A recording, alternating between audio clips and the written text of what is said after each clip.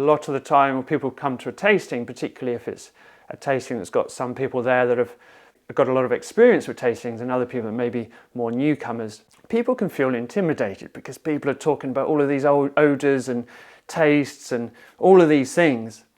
And someone that's sitting there for the first time may be thinking, oh my life, all I can smell is whiskey. There's something wrong with me. I'm clearly not at that level and not that kind of expertise. But actually, it's completely subjective. There's no right answers. There's no wrong answers. It's just how you experience it. Odours is a bit of a fuzzy sense to get our head around, especially when we compare it to some of the other senses.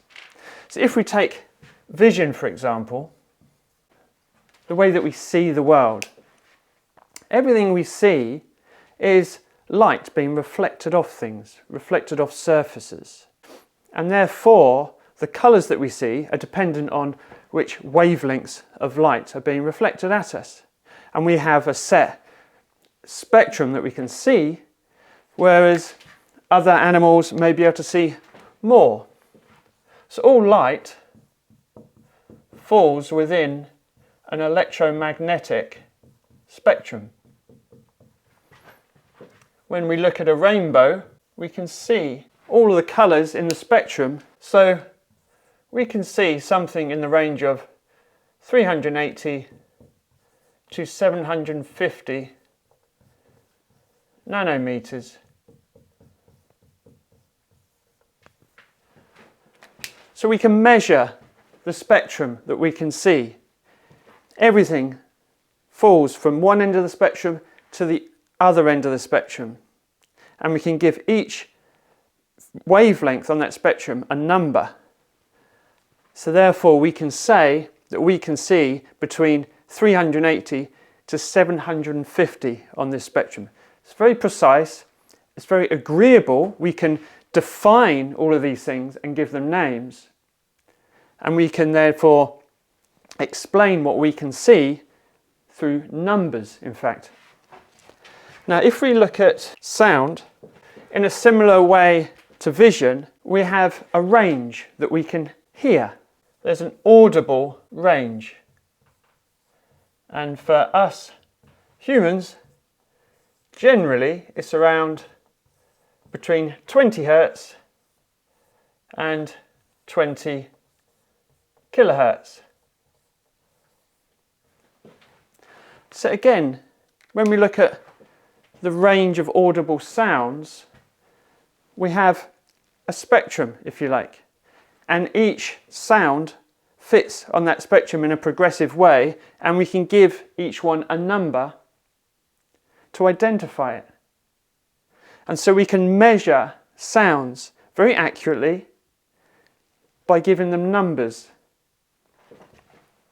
Now let's look at something a little more flavour related. Let's look at mouthfeel, because even elements of mouthfeel can be measured and given a number, believe it or not. If we look at chilies, what is it in chilies that makes them spicy? Capsaicin. This is the active ingredient.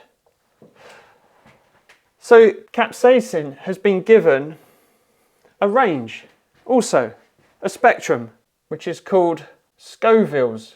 So you may have seen chili peppers or seen on the news somebody's created a chili pepper that's now X amount hotter than any of the chili peppers before it. They've given them scores, Scovilles. So we can actually give a score to how spicy the chili is based on its capsaicin content. So even a component of mouthfeel can be measured numerically on a scale. When it comes to smell, how do we rate smell? Can we give it a number? Can we plot it on a spectrum or a wavelength? No. There's no way of giving smells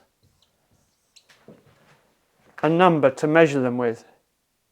There's no way of plotting them.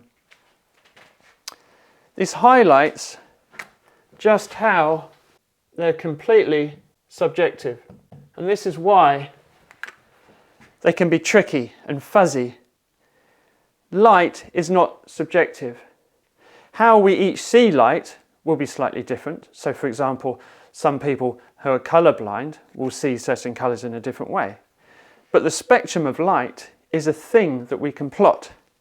Same with sounds. Some people may struggle with certain sound ranges, but sounds can be plotted and given numbers. Even chili peppers and capsaicin can be given a number. But with smell, it's a subjective experience. It's created by the brain, in the brain, based on inputs. So while all of these things are measurable, this is entirely a subjective process. Hence, it's difficult to agree what individual things smell like.